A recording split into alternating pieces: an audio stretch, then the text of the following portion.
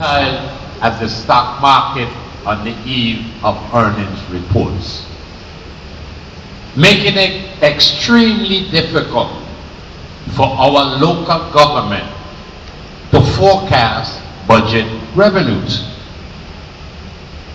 In 2006 and 2007, Croix alone was generating an average of $40 million to the general fund.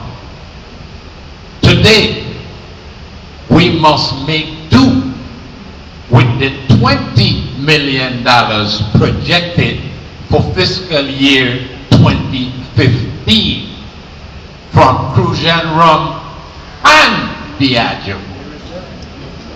What is your current assessment of the Diageo agreement?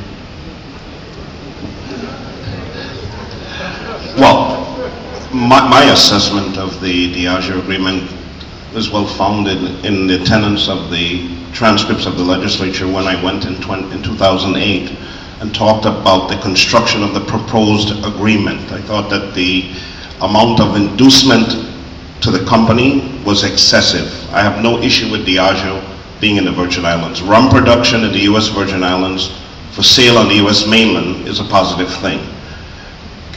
Puerto Rico capped its incentive to rum producers at 10%.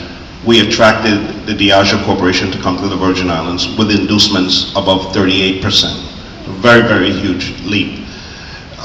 We expanded the molasses subsidy program to 16 cents a gallon versus the rum producer paying 44% of the cost, the government paying 56%. We simply went too far, and then what we had to do was to bring Croix on board in terms of equity. The reality is that we are now approaching, and let me just say from the numbers you gave, in 2005 and 6, the amount that Croix was contributing to the general fund after expenses really were on the north side of $80 million. And by 2008, it was above $100 million. With two rum producers, we're now about $177 million in contributions to the general fund, but we've lost 6 million gallons of bulk rum that has gone to Puerto Rico, which is a loss of $60 million in revenue, simply because we reduced the incentives on the bulk rum at the behest of the Diageo Corporation. It is a contract that exists between the government of the Virgin Islands and the company, and the Organic Act is clear on respecting contracts. The folks that brought Diageo, it was a good thing to bring them. The agreement that we have with them gives away a tremendous amount of much needed revenue that we did not need to give, because there was no one else other than Puerto Rico that could induce a rum producer anywhere else on the planet. No state, no Caribbean island, Puerto Rico and the Virgin Islands. So I still maintain that the giveaway under the Diageo agreement was excessive. Those who take credit for the agreement and says, well, some's better than none, have put us behind where we're at in terms of the rum revenues that we have. But we have to work with both of the companies and the industry going forward, and we have to work with folks in Congress to settle them down on their attempts. Senator Menendez has introduced a bill to cap the amount of monies that would go back to rum producers, which may be a benefit because it would change our contract, but we have really created a war between the two territories and members of Congress because we have given away a lot more than we ought to have given away. Well, I would have to say thank you, Mr. Mapp, because it was well said. Truth becomes truth, it doesn't matter where it comes from. That's right. But the one thing I do have to add to what he said, the bottom line is the Virgin Islands has a tendency to negotiate from a position of weakness rather than a position of strength. And I also need to say this. When we negotiate anything for the Virgin Islands, the people of the Virgin Islands must be our main interest. He said it out. I don't have to compete with what he said. Thank you.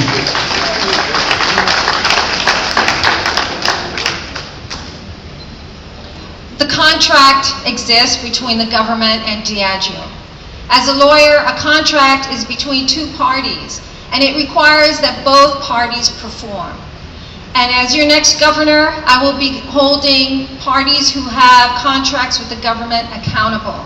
It's not just the government giving, but it's the other party being held accountable as well. And this doesn't just apply to the rum companies, it applies to all companies who have contracts with the government. Parties have to be held accountable. We are in a war with Puerto Rico, and we have to stop the war because both of us are going to lose. Working with the new delegate, we will have to do as much as we can to protect these rum cover-overs that come back to us. We have the Diageo deal, we have the Crucian rum deal, we hold parties accountable, but we have to do something about this war with Puerto Rico because we can't continue. Puerto Rico is going to give more benefits, and then what are we going to do? Give more benefits? Thank you. I'm just going to say that I am glad that the Lieutenant Governor corrected some of the revenue that was received in the territory, and the increase, of course, is due to the fact that I was able to increase the cover over from 1050 to 1325. I would also want to say that the federal government has covered over into this territory over $260 million just in this year.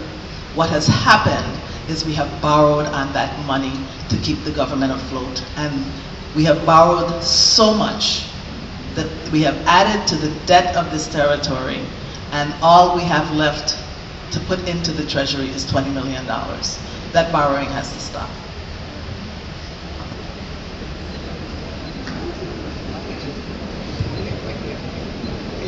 Mr. Barnes, Yes, sir. the revised Organic Act of 1954 gave the Virgin Islands a unicameral legislature that was checked and balanced to mimic the federal system, much like our IRB mirrors the IRS. The 7th legislature of the Virgin Islands removed the check and balance from our unicameral legislature.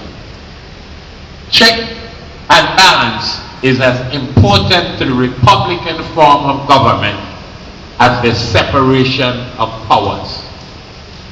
What do you think of the structure of the Virgin Islands legislature today? I knew you would ask that question. Let me first say, as you said, Mario, we must have checks and balances. And I've actually sat with you in conference. We have to have more accountability to more constituents. And so I would say up front, I am in favor of increasing the at-large senators. And I say that because, like you said, there needs to be more checks and balance. Right now we have a St. Croix, St. Thomas, St. Croix, St. Thomas. The only way that we can change that is when more constituents are able to vote for more senators and keep them more accountable. As far as the checks and the balances, you will begin to see that as you go forward. So I am in favor. Some would ask as far as reducing senators. I would not speak on that right now. I think the first thing we have to do is put those checks and balances in place by having more at-large senators. And secondly, in our government itself, the checks and the balances are there. We just have to ensure that as governor, lieutenant governor, and as leaders, we are ensuring that the people are doing what they're supposed to be, or what they're paid to do for the people of the Virgin Islands. We must hold everyone accountable for the job in which they hold. As a governor, it is my responsibility to have a vision, put it forward, hire the necessary subject matter experts in the 26 different positions, and have them manage the affairs of the governor. It's simple. It is simple. We just have to ensure that when we go into positions, our hearts and minds are in a place to take care of the people's business. So I hope I've answered your question.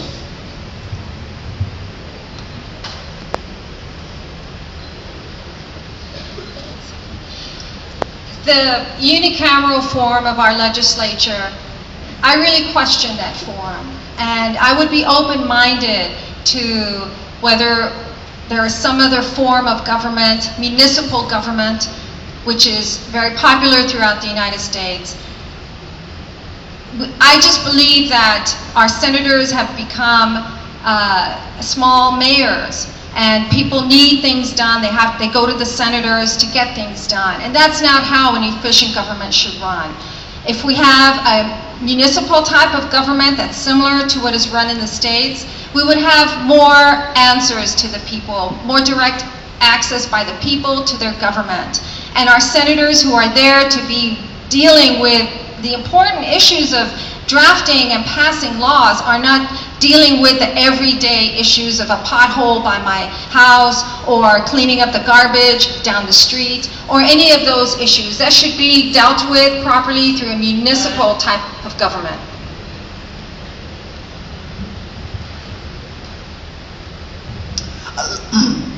A lot of what we have in this territory, from education to our legislature, is based on models from the US, some of them many, many years old. It is the position of the Christensen-Attlee administration that the time is now for us to redesign many of those institutions and to reflect the needs, the structure, and the aspirations of the people of the Virgin Islands, and to take those old models and put them where they belong, back in the United States. Let them keep them. We need our own models today, and that is our commitment. We need a constitution to determine what the structure of our government should be.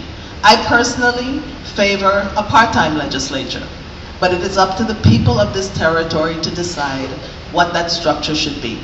Again, it's time to move on. It's time to create our own institutions that reflect the needs and the structure of this territory, and to cast off the old models that were forged on us many years ago.